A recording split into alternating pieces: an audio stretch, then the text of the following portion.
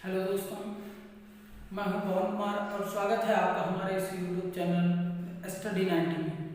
दोस्तों, मैं आज रसायन विज्ञान के कुछ ऐसे टॉपिक्स पे बात करूंगा, कुछ ऐसे प्रश्न लेके आया हूं जो कि हर प्रतियोगी परीक्षाओं में पूछे जाते हैं।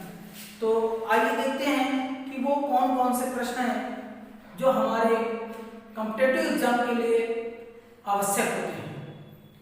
तो देखिए, यहाँ पर हमने प्रश्नों को नोट कर रखा है। पहला प्रश्न है आपका, न्यूनतम विद्युत ऋणात्मकता वाला तत्व कौन सा है? तो न्यूनतम विद्युत ऋणात्मकता वाला तत्व है सीजियम।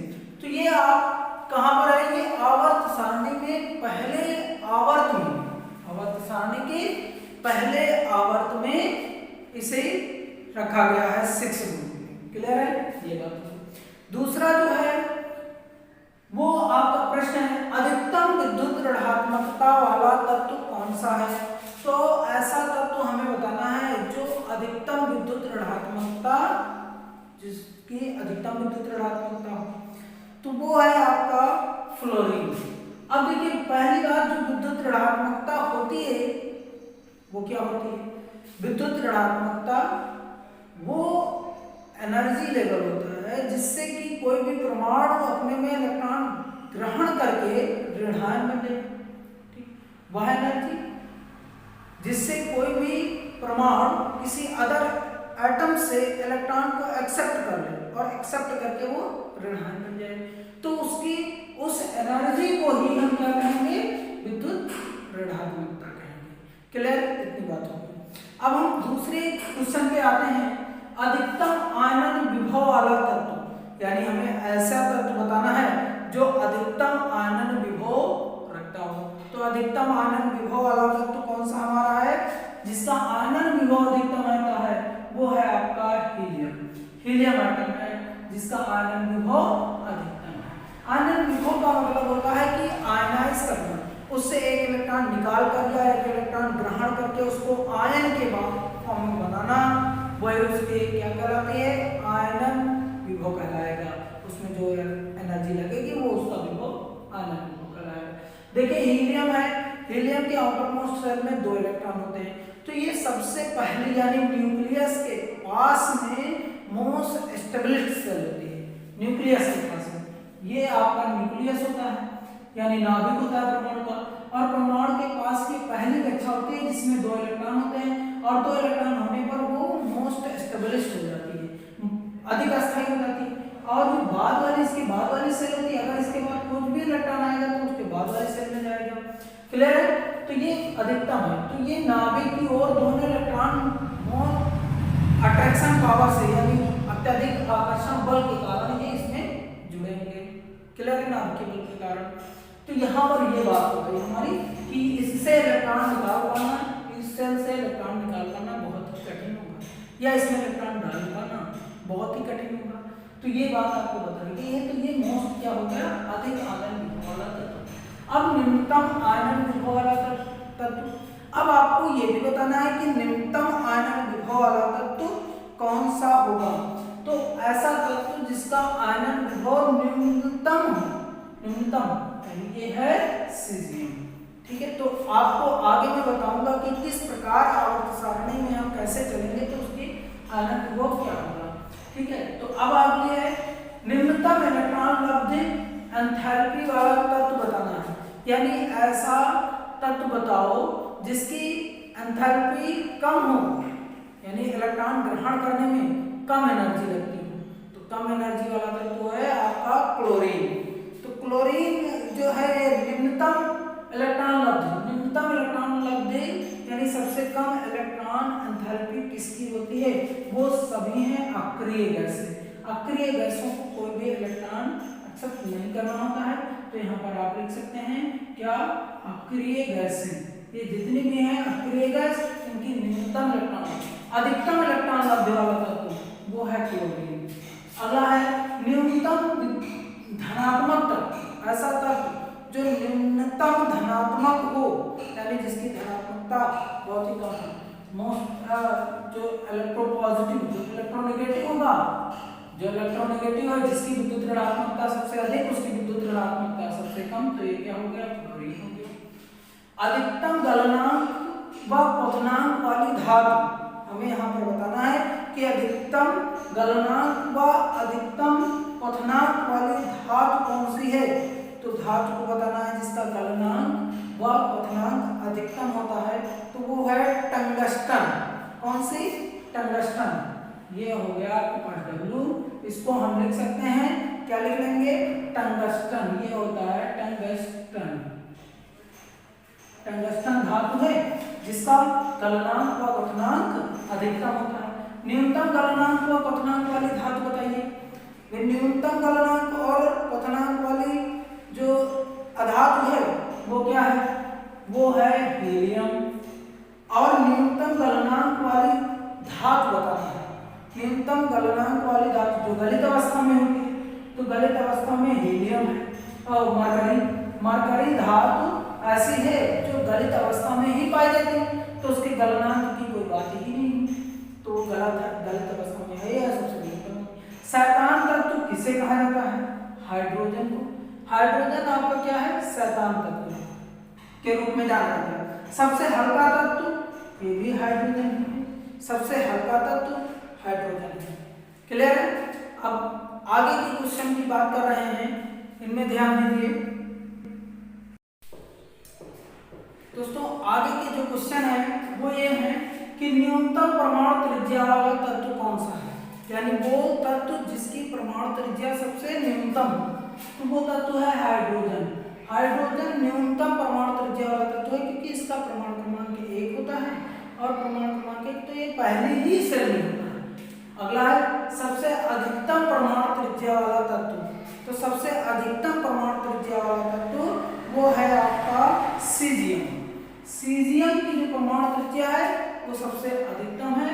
फिर अधिकतम ऋणात्मक आकार, सबसे अधिकतम ऋणात्मक आकार की किसका होता है, तो ये है I माइनस, इसका ऋणात्मक आकार होता है। देखिए दोस्तों, अगला जो क्वेश्चन है हमारा न्यूनतम धनायनिक आकार। तो न्यूनतम धनायनिक आकार यानी एक धनायन बताना है जिसका आकार न्यूनतम हो। तो ये बताइए सबसे पहले, यानी जो न्यूनतम आकार वाला तत्व कौन सा था, हाइड्रोजन। अब आयन क्या होगा, एक इलेक्ट्रॉन त्याग दे तो उसके पास कोई सेल नहीं बचेगी, तो ये न्यूनतम धनायनिक आकार वाला तत्व हो गया। अगला है फ्लोरीन के पश्चात सर्वाधिक ऋणात्मक तत्व कौन सा है। तो फ्लोरीन के पश्चात सर्वाधिक ऋणात्मक तत्व वाला है ऑक्सीजन। ऑक्सीजन, फ्लोरीन से पहले ऑक्सीजन आ जाता है, तो विद्युत ऋणात्मकता वाला तत्व ये होगा। सबसे अधिक धनात्मक तत्व कौन सा है, तो वो है सीजियम। सबसे अधिक धनात्मक तत्व सीजियम।